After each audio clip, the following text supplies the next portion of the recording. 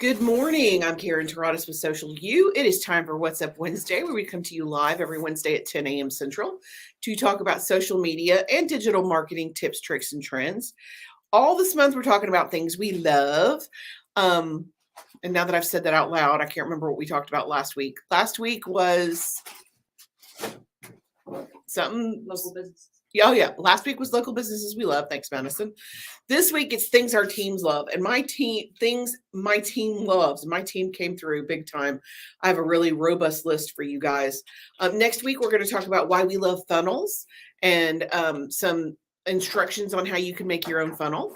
And last week of the month, the 22nd, we're going to talk about websites to love, elements your website needs so that you will love it and it converts to sales. So let's talk today about things that the team loves. And I hope you guys are ready for some. Settle down, Rowdy. Hope you guys are ready for this list. I think is really good. Okay. In no particular order. Actually, they are in the order that they were. They're in the order of the staff's first name alphabetically, which is a weird way but that's how I did it. So they're kind of randomly in order. Number 1, TikTok. Am I partial? Yes, I am. It is also one of my absolute favorite apps. I use it for work. I use it for recipes. I use it for fun. I use it for work. I mean, I can't even begin to tell you. It's got our largest audience. It's the most fun to me. If I'm going to doom scroll, I'm hitting TikTok for sure. Number 2, Patreon. Patreon, if you don't know what it is a membership platform that makes it easy for creators to get paid. How does that work? Well, you can gatekeep where you have gated information and they pay a monthly fee. We have a membership program, but we are struggling with our membership program to monitor payment because the way it's set up, like so many other creators, it's a Facebook page, but you can't tell, is this person paid? Is this person not paid? Patreon takes all the guesswork out of that. And of course, I got this idea from one of my favorite podcasts, the Popcast, because they have a best friends of the show that they run through Patreon. I pay several different creators on Patreon because I feel like if the content is solid and I love what they're doing, I have no problem paying $3 a month to hear a free podcast. You know, kudos. The information is killer. I'm here for it. So yeah, we have just launched our Patreon. We will talk to you guys about that shortly, but it is a way for to get paid for creating things you've already been creating, like web comics, videos, songs, podcasts, memberships, all that good stuff. Podcasts. Number 3 is Toggl. There's a free version. It goes up to $10 a month. It is an organization app to track and manage how you spend your time. There is a Chrome extension for Toggl that adds a timer to any web tool, helping you track how much time you spend on each application, which works for us because I have to know for invoicing for clients, but it can work for a small business owner. You may not realize you're spending 3 hours a day on Facebook. It's very telling. Almost like your screen time on your phone where you're like, there's no way. And then you look at the breakdown, you're like, yeah, that sounds right. It helps you prioritize your day. It offers advanced features such as idle detection that helps you monitor the time when you're most productive and the time that you're not. Number 4, Blue Snowball Mic. If you're going to record, if you're not using something like StreamYard or Zoom and you're going to record a podcast or you're going to record audio, Blue Snowball Mic is a great mic. Of course, it's not $1,000. Yes, there's better equipment, but I'm partial to it because it's the biggest bang for your buck. It's about $50 and it's very, which makes it super affordable, and it also makes it accessible, but it's still a good quality product. And again, this list is not limited to apps. These are things that everybody loves. They're very different. But let's keep going. Number 5, MacBook and iPhone. My entire team at some point will swap over from a PC to a MacBook or from their whatever crappy phone they had to an iPhone because it makes a world of difference. The picture quality is different. The video quality is better. It's easier. Airdropping on each other in the office, airdropping from your phone to your laptop, it just makes your life easier. Being able to click on a link from a text, easier. It just so much easier. Everybody's resistant at first, hesitant at first. They all come around. So our entire team, and there's no pressure. You can have whatever you want. But I can tell you for a fact that when we get video and pictures from clients, if it's not an iPhone, 9 times out of 10, it's so granulated or pixelated, we can't use it. So the quality is there on an iPhone. Number 6, Crunchyroll. It's an app, free. It's a streaming service. It goes from free to $9 a month. And of course, it streams anime. If you're a dork, you already know about Crunchyroll. I'm on the dork list. Of course, we have this. Of course, Becky, this is one of her. You can tell Becky's list is anime, Crunchyroll, 100%. Number 7, Grammarly. There's a free version. I use the free version. Some of our folks use the $12 a month version. It supports streamlined and effective writing. It offers suggestions to help identify and replace complicated sentences with more efficient ones. It refreshes repetitive language, and it helps you with accurate spelling, punctuation, and grammar. In this day and age, there is no excuse for grammatical mistakes on a post. Yes, we make mistakes sometimes. Everybody does. Do we sometimes repeat words or miss a period? Of course we do. We're human. But Grammarly helps prevent a lot of that. And I'm the worst. If I've read content more than one time, I'm not seeing the mistake. I don't care if it's on fire. So it helps me know. And it also gauges the mood of the text. So it tells me if I have a tendency to be too abrupt. So I strive for a friendlier text interpretation. It tells me if I'm being friendly or not, which sadly I need. Number 8 is Asana. It is a project management tool. There is a free version. I think our entire team uses the free version. It can go up to $9 a month. Organizational tool that helps teams track and manage their work. Wonderful for planning social media content. It is exactly what we use for our clients to pre-approve posts before they go live. And in case there's ever any issue and we need to go back and look at content, we just pulled content from 18 months ago because of the Asana board, because a client had a question. It was very easy to go in there and look.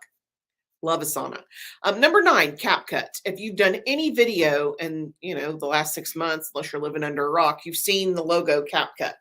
It offers easy to use video editing functions, fonts and effects, advanced features like animation, smooth slow motion, stabilization, and it helps you capture and snip moments. But it's a video editing app that allows you to create from scratch or use really cool templates that already look like they're for TikTok. I think the templates is what does it for me, for CapCut. Number 10, Duolingo. It's the world's best way to learn a language.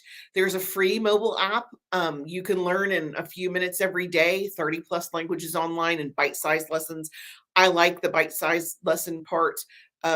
I hate to say this, especially since I'm in my 50s, but if it's longer than a couple of minutes, I'm out. I have to intake information in smaller pieces or really gear up for training for a class, because if you send me a video that's 30 minutes long, it is not happening unless it's about the most exciting topic in the world. I'm just saying. So Duolingo makes it manageable. Number 11, Spotify. Spotify is a digital music, podcast, and video service that gives you access to millions of songs and other content from creators all over the world. It's free. You can pay. You don't have to pay. There's a bunch of free stuff on there. And they have some really cool lists generated by users.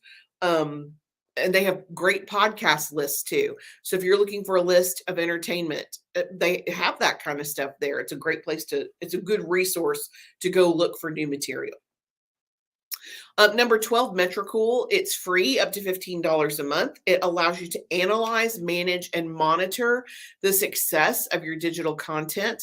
I actually want to get into Metricool standalone a little bit later, because there is a version that lets you kind of spy on your competition, and I want to dig into that a little bit further.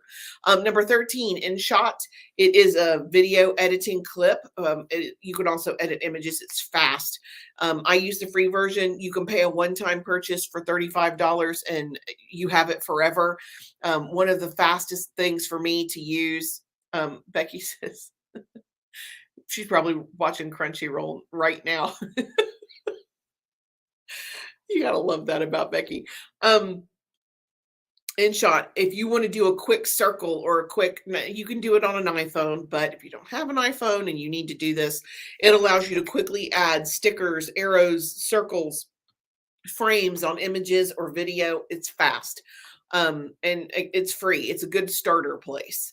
Okay, number 14, the gradient tool on Canva. You can make a gradient from any two colors on Canva. Very cool. The blurring tool on Canva, a lot of times if we're showing people how to do stuff, I don't want to give my customers information away, so we can blur out the name or blur out the, login information, whatever you need to do to make it secure. Number 16, Pinterest. You guys, Pinterest is out there. It is a great resource if you're looking for content to post online. It is an excellent resource. Again, it's like, to me, it's like stationary TikTok. There are so many different levels of Pinterest. You've got business and recipe and parent and shopping, so many cool things. And we get a ton of engagement. My company gets a ton of engagement on Pinterest because we'll post our blogs there. And without fail, our top 10 viewed pins every single week, it's the blog where people are clicking through and looking at the website. So if you haven't looked at it for work, I highly recommend that you do. Number 17, Huckleberry. This was a new app to me. This is from one of our parents who has young children. It's free to 9 months, $3 to $9 a month. I got excited about the child part. The new way to improve your child's sleep or schedule. It pairs pediatric experts with AI to create a custom sleep plan for your unique family in mind. You can also track your child's daily activities. So you can keep up with their bathroom schedule or their eating schedule to kind of simplify your life. And for parents of young kids, I mean, that's a blessing. I remember when my son was little and having to write down his medication list. I mean, it was a lot. So there's an app now that will help you with that for free. 18. You guys are going to know who this is the second I say this, but the Chick-fil-A app, you get points, you get free food. They send you free food all the time, and you can order on the app and pay when you get there. That is Madison 100% all day, every day. We call her Chick-fil-A for a reason. Number 19, Velo. It is free to up to $6 a month. It is similar to CapCut. It's a video editing tool, but it doesn't have a bunch of templates. It's very easy for beginners.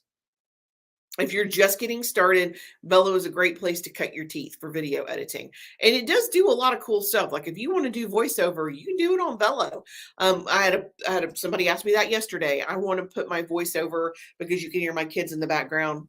Velo, and it's VLLO. There's no E, VLLO, Velo. Number 20, Pop Socket. I actually do have wrist and hand pain because I'm on my phone so much. Pop Socket can help prevent a lot of that. Number 21, Hootsuite. Hey, Madison, will you hand me the Hootsuite is a scheduling tool. It is one of my favorites.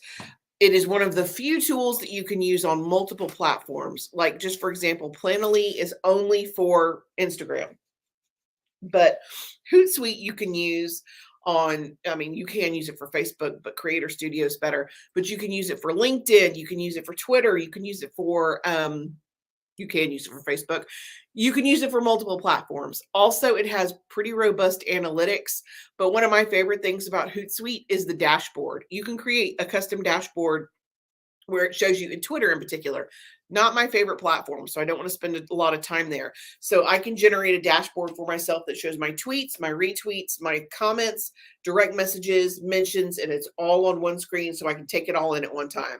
Hootsuite also allows you to automatically search for tweets that include your keywords that are relative to your company.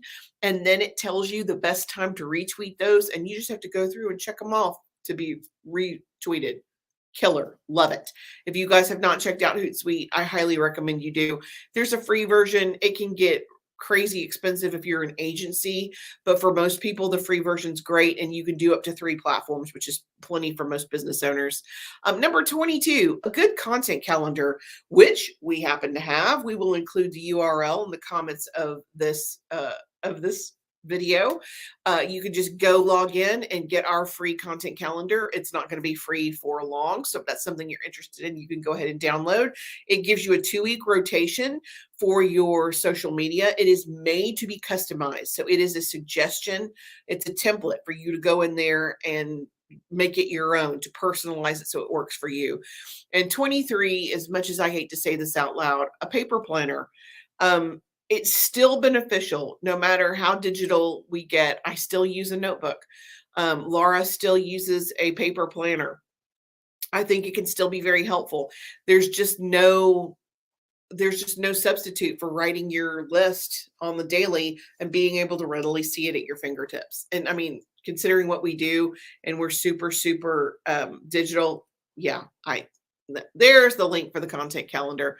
If you guys have any questions, please let me know. That's it for us today. We will be back again next week. Same bat time, same bat channel. Next week, we are going to talk about why we love funnels.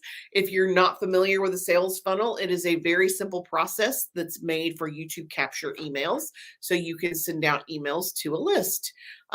Most people, as you guys know, don't buy the first time they encounter you. So you have to stay kind of in their line of vision so they remember you and they're ready to make a purchase. And we're going to talk about how that works, why that works, and how you can make it work for you next week. If you have any questions, please feel free to leave a comment. We do monitor the comments pretty consistently. And if there's anything you guys need, I'm Karen Taradas. And until next week, I'm here to help. Thanks.